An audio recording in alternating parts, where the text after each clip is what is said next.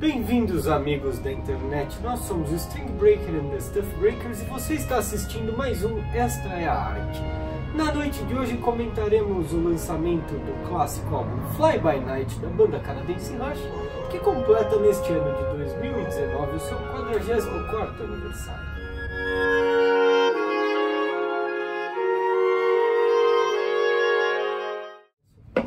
Você sabe por que a gente está fazendo um vídeo sobre os 44 anos do Fly By Night? Ora, caro baixista Dilson Silva, eu não sei exatamente o motivo qual suscitou a relevância do 44º aniversário do álbum Fly By Night.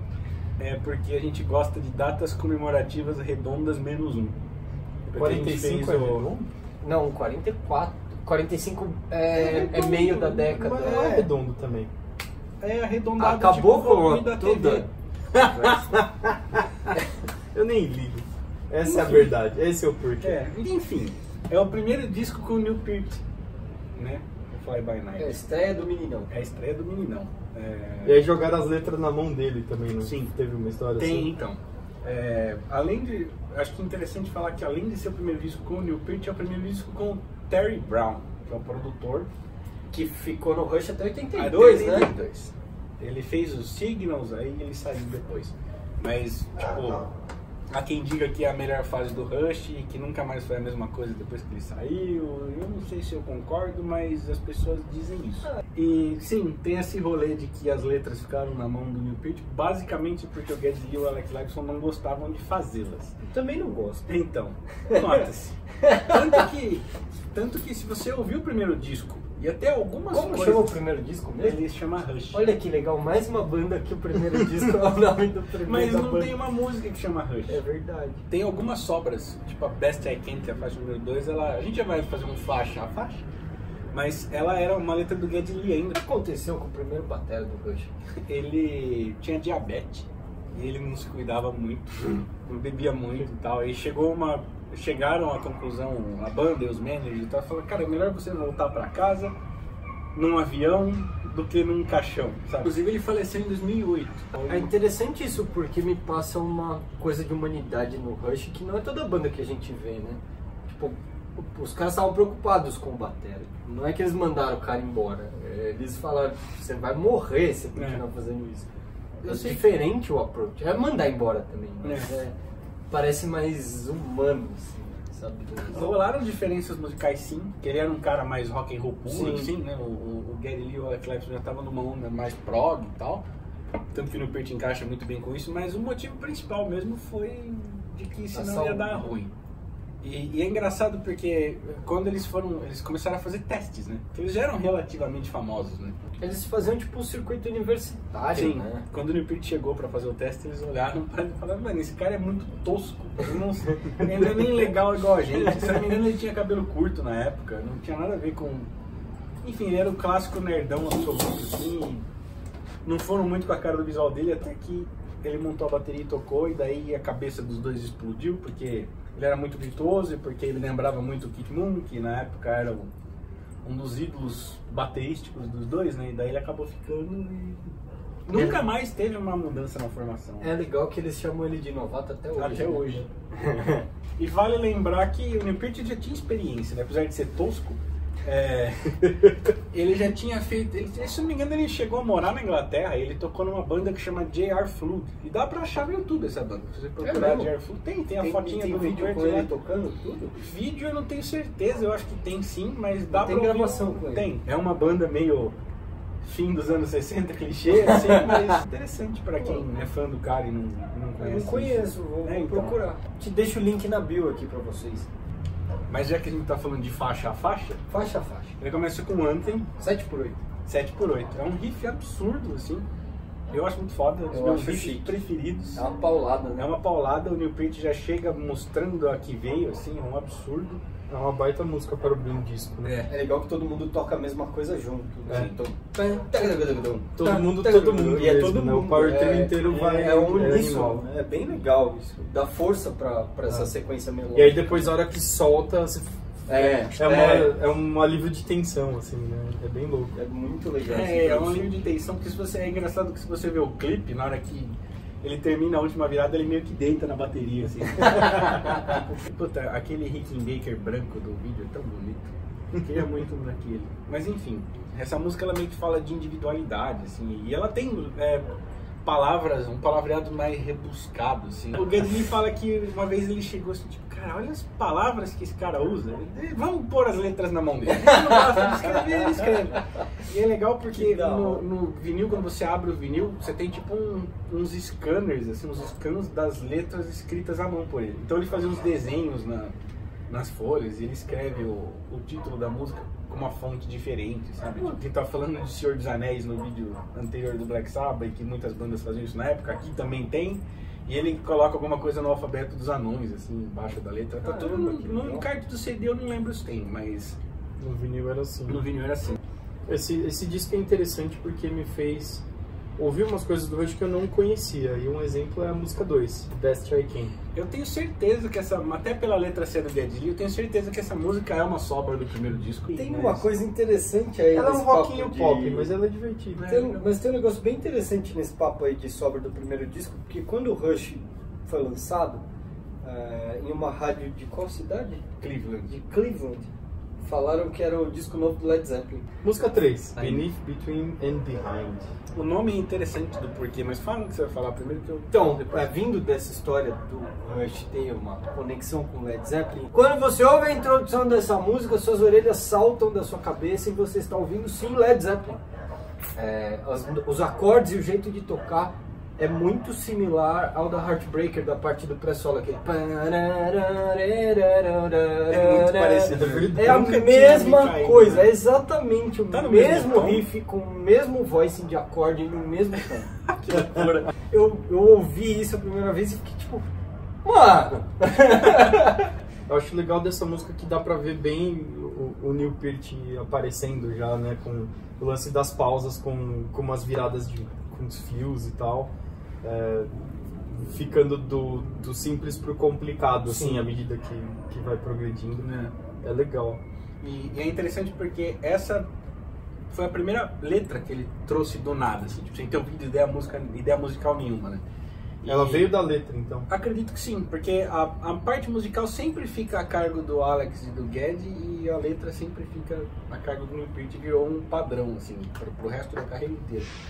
E o nome Beneath, Between, Behind, dentro, entre e atrás. Ela fala, mais pela minha interpretação, ela fala tipo do crescimento de uma nação, do crescimento de um império, só que ele fica jogando algumas coisas no meio, que tipo, pessoas morrem por isso, sabe? Tipo, observando o lado não glorioso do negócio, que é o que tá no meio, o que tá entre, o que tá atrás da glória. E na sequência vamos para épicos progressivos. Agora de Biter and the Snow Dog.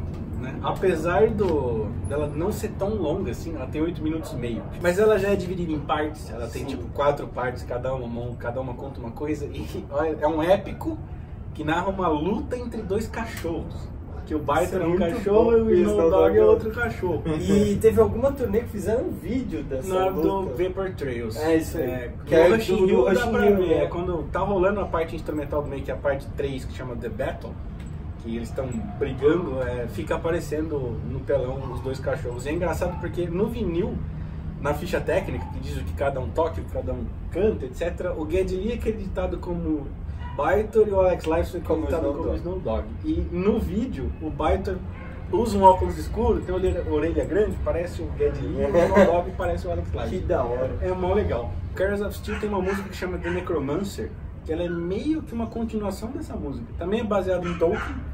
Biter aparece de novo, então essa música tem continuação no disco seguinte. E aí o que acontece? Acaba o lado A. Vira a bolacha. Sim. E aí a primeira música do outro lado é a Fly By Night. Que estranho a música, que é o nome do play. Tá no lado tá B. do lado B. Fly By Night é uma mensagem positiva de encarar desafios. Coisa de jovem, Sente bem com a vida, coisa de jovem, tem que acabar o jovem. Próxima música. Ela é uma música easy listening, mas... Ela é a música de tocar no rádio desse disco. Sim, né? mas ela tem... Vai tocar a bateria dessa porra. A linha de baixo também é bem legal. Agora vem cá, isso é uma coisa legal do Rush, que eles conseguem fazer aquela aquela coisa do soar fácil e ser filha da puta. O assim. Terry Brown falava muito isso. E sabendo dessa história da entrada do Newport, essa coisa de viver coisas novas e tudo mais, é meio autobiográfico, né? Ele narrando a entrada dele numa banda grande. Tem uma entrevista com o pai dele, que o pai dele fala que, tipo, ele foi lá, fez o teste na banda, a banda já era grande, ele chegou pro pai dele e falou, puta, eu não sei se eu devo, porque, né, é um salto que talvez não tenha volta, ele ficou meio na dúvida, assim, se ele abraçava ou não. Mas enfim, a próxima música do disco é a Making Memories. É? É. Eu não conhecia essa música também. Mas eu achei bem louco, assim, ela começa com uma vibe meio folk. O que eu acho legal na introdução dessa música é um violão e tal, mas me lembra aquela coisa do Led Zeppelin, que o Led Zeppelin se ouve coisas, ele é fora do padrão, né? E eu sinto isso nessa introdução, sabe? Talvez tenha sido uma... Não sei se eles, tipo, tiveram a ideia de que o Led Zeppelin tentaria fazer alguma coisa que soasse diferente, eles tentaram também, sabe? Pra não ser uma batida comum, sabe? O solo de slide é legal também. Sim, o que eu acho legal é o jeito que ele toca a harmonia. É Ré, Fá e Dó. E ele faz o Ré e o Fá em formato de Ré, né? Aquele Rézinho aqui embaixo. Ele só anda pra frente 3 casas e aí ele resolve no Dó. Mas essa coisa do Ré ficar soando o tempo todo dá uma enchida nervosa na base, né? Se você ouve Over the Hills and Far Away, aquela parte do...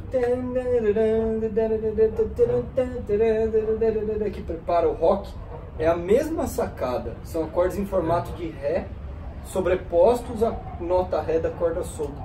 Dá um molho muito foda isso. Rivendell. Não conhecia também. Cai na onda de Valfenda.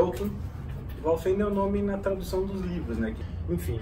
E tem 2 violões ali, ou mais, não sei, mas o Geddy Lee toca. Eu não peguei violão 2 também. violões, mas eu peguei que Não? tem uma guitarra de efeito abrindo volume com delay alto pra burro, que é muito legal, muito bem colocado. Eu achei que é a cereja do bolo da música. Uma coisa que eu achei muito interessante é que é um Geddy Lee que não é o Geddy Lee que a gente conhece.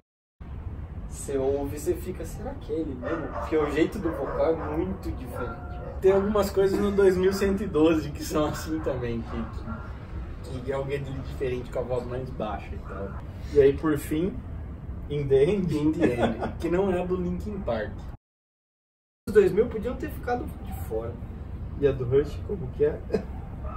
A do Rush começa com violão. Rola muito violãozinho. Essa é uma das que eu não conhecia, eu gostei mais dos 2 minutos pra frente, assim, quando ela fica mais rock. Vocês repararam naquela Ela é parte grande, antes né? do rock entrar, que vai ficando distorcido e tal, que tem um dozinho agudo que fica fazendo pim, pim, pim, pim, pim, pim, pim. Me lembrou a intro da Silvia do Focus. E aí depois veio o rock, que tem o Phaser Tesudo de novo. É, tem. Eu queria falar um pouquinho da mix também, coisa rápida assim. É legal que você vê que quem manda nessa banda é o baixo, né? Mas o legal é que ele, apesar de ser alto e claro, ele não domina. A bateria é seca pra burro, parece que gravaram ela num quartinho de 2x2, assim.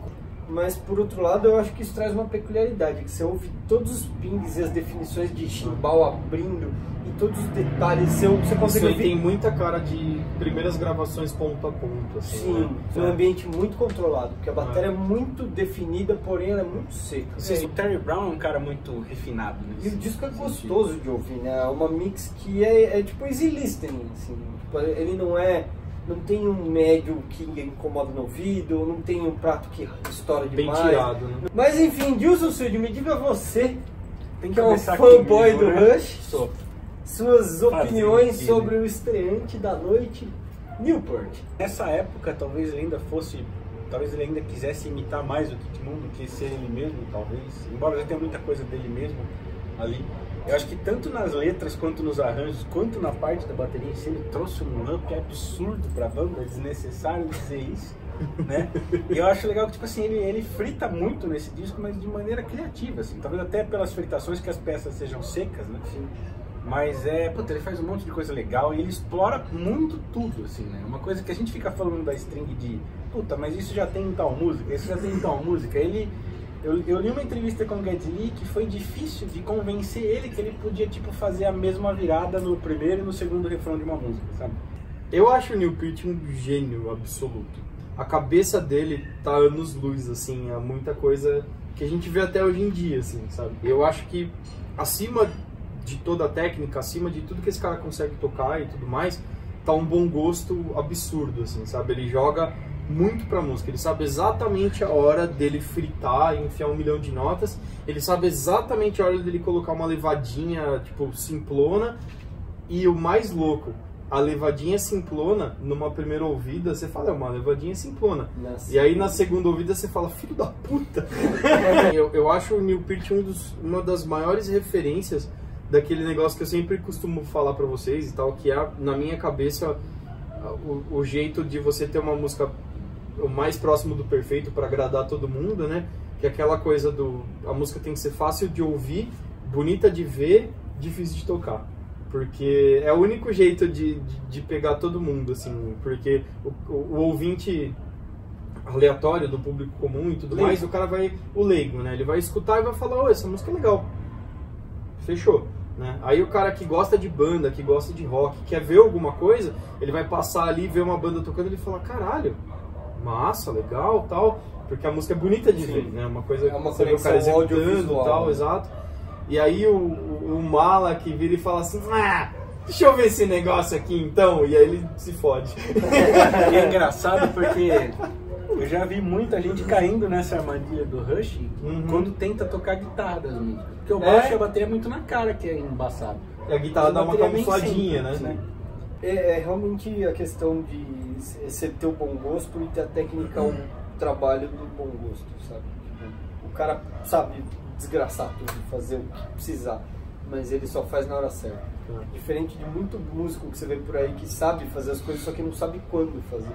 Cada vez mais isso é mais comum, assim, você pegar o heavy metal, o metal progressivo, as bandas de rock, todo mundo é firuleiro pra caralho, ninguém sabe tocar a nota certa, mas as outras todas, todo mundo esbanja, sabe? Virou um ódio ao exagero, assim, aí é quem consegue fazer mais coisa, não quem consegue fazer a coisa certa, isso, né? Sabe? É chato de ouvir. E aí você volta nesses dinossauros e escuta um David Gilmour fazendo não lance assim, não tem fala, caralho, não tem um chão, sabe? Porque, assim, tudo tem hora e não tem fórmula pra isso, é a música que pede, né? Sim. E falando em a música que pede, Alex Lifeson acho que é o cara da história da música que pede, impressionante.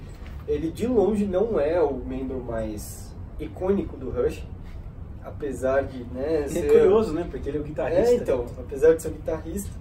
É um power trio todo estranho, né, se for mas ver. Ele tem muito essa coisa de adaptar o instrumento dele pro que a música precisa. Tipo, às vezes o Geddy e o Newton pirando e fudendo a porra toda, e ele é a base, né? Ele é o cara que dá o chão da música. E eu acho interessante a questão dos efeitos, ele é muito espacial, né? Ele traz muita coisa pra guitarra que é diferente, assim, os coros, os delays e a linguagem, ele começa a trabalhar mais pra frente. Nesse disco ainda não, ele tá bem roqueiro, mas mais pra frente ele vai ficando experimentador pra caramba. Então, e aí sai um pouco daquela conceito de guitarra de solo de pentatônica, rasgando e bem, não sei o que lá. E ele começa a criar umas coisas onde os efeitos é que fazem a função, sabe? Ele vai disparando as notas e o conjunto todo é criado pelas notas mais os efeitos, sabe? É animal isso, tipo, o cara ele não tá só pensando no que ele precisa fazer agora, mas ele tá pensando lá na frente pra saber se a nota que eu toquei há 3 milissegundos atrás vai dar certo com o delay pra próxima nota e é uma engenharia fodida, assim. É genial isso. E eu acho que ele tem muita criatividade para fazer dedilhado, assim. Ele faz muito dedilhado em muitos lugares, até porque o baixo e a bateria podem estar moendo, até em lugares que são um pouco mais pesados, né? Ele bota uns dedilhados que são bem legais. Assim. Umas notas estranhas, assim, né? Então, Uma coisa meio fora do padrão. Aí você vê que o cara não é nem um pouco cabaço, né? É que os outros dois aparecem demais, mas ele sabe muito bem o que tá fazendo ali, senão ele não tava no Rush, né? Sim. Então eu tenho que falar do Geddy Lee, é isso. Bom, no último vídeo que a gente fez, que a gente falou com o Geezer Butler, né? Do Black Sabbath, que foi o cara que me fez ver o que era um baixo e falar, pô, isso é legal, eu vou tocar baixo. Eu sinto no Geddy Lee que, bom, para começar que ele tem o som mais definido, né? A gente até falou disso agora, assim, então isso permite que ele seja muito mais melodioso, ele explora muito mais coisas, enquanto ele está cantando, ele faz algumas frases, o baixo vai junto com a voz, algumas são totalmente diferentes, mas, enfim, eu acho que é um solo barra melodia sendo base para alguma coisa, e uma coisa que me chamou muita atenção nele é que o timbre dele é extremamente agressivo, assim. você ouve esses caras do finzinho dos anos 60, começo dos anos 70, o próprio Geezer Butler, o Jack Bruce, tinha aquela onda de ser uma distorção, mas é uma distorção mais macia. Já era um baixo mais porrado. Não é tão assim. ardido assim, tão na cara. O Gang é bem... E ele cantando, o que você acha? Eu, pra ser bem honesto, não é tipo o meu vocalista preferido, assim, Uhum. mas eu gosto, acho que funciona muito bem dentro do que o Rush. Sabe o que eu sinto um pouco de falta no Rush? Uns backing vocals bem colocados, assim, sabe? Mas no fim da carreira tem mais coisa. Mas eu acho que dava pra fazer um trampo legal ali de segundas vozes e terceiras, principalmente pro grave, né? Porque ele canta muito agudo, então você consegue fazer tipo terças abaixo, coisas do tipo que seriam interessantes. Mas eu acho legal que ele tem aquela história da voz muito icônica e tudo mais, só que ela é um pouco diferente de outros caras que normalmente a gente fala que tem a voz muito icônica pra não falar que o cara canta mal. Né? Tipo assim, o Ozzy que tem uma voz muito icônica, mas não é tudo isso. Tipo o cara do The Doors lá, que você escuta, você sabe quem é e tudo mais, mas não é tudo isso. Agora vai cantar aquele.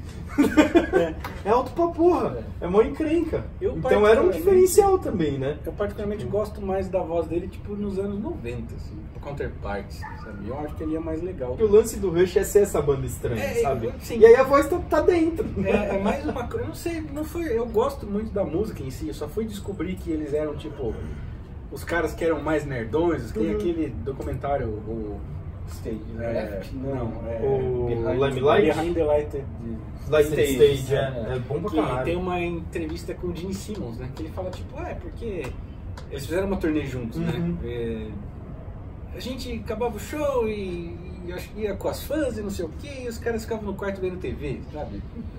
Eu só fui descobrir isso, que acho que muito se assemelha com o meu lifestyle, assim, depois que eu já era muito fã, sabe? Então depois que eu vi que eles foram, tipo, a vingança dos nerds dentro do rock, sabe? Eu passei a gostar ainda mais, e, tipo, eles ficaram relativamente famosos no primeiro disco, começaram a fazer o circuito e tal, Fly By Night acho que já rolou turnê nos Estados Unidos e tal, daí o terceiro disco que talvez tenha sido um passo muito longo que eles não conseguiam dar exatamente, que foi virar uma banda de prog com músicas de 20 minutos, não funcionou muito bem. Eu lembro que acho que as primeiras pessoas para quem eles mostraram esse disco foram o Ace Frehley e o Gene Simmons. Eles ouviram e ficaram meio tipo, o que vocês estão fazendo, sabe? Só que como eles tinham um contrato para fazer 4 discos, vinha o 2112 depois, que aí foi o estouro, né? E todo mundo ficou pressionando os caras, tipo, mano, vocês não vão fazer de novo uma música de 20 minutos, vocês estão malucos, vocês têm que fazer coisas radiofônicas, porque senão a gente vai demitir vocês vão fazer a gente perder dinheiro, vocês vão ter que voltar a trabalhar na loja de pesca do pai de vocês, não sei o quê. E eles falaram, tá bom, a gente vai fazer o que a gente quer e foda-se vocês. E eles fizeram e ganharam, não vou dizer ganharam no grito, mas ganharam na persistência, sabe? E eu admiro muito isso e... Fizeram o que eles acreditaram. Né? Sim. Então eu acho que o 2112, que a música fala dessa coisa de você ir contra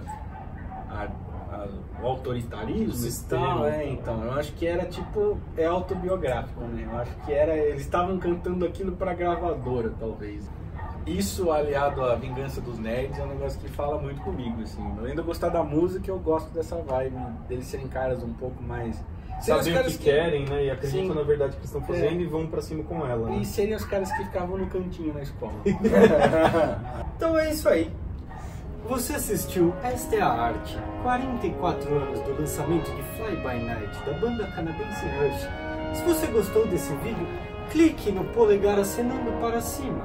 Se você não gostou, clique no polegar acenando para baixo. Você pode também inscrever-se neste canal e clicar no sino, onde será notificado dos novos vídeos. Aproveito a lembrar-lhes que toda quinta-feira, a partir da 12ª hora do dia, há um vídeo novo neste canal. Então valeu, é isso aí, até semana que vem. Tamanho de tudo.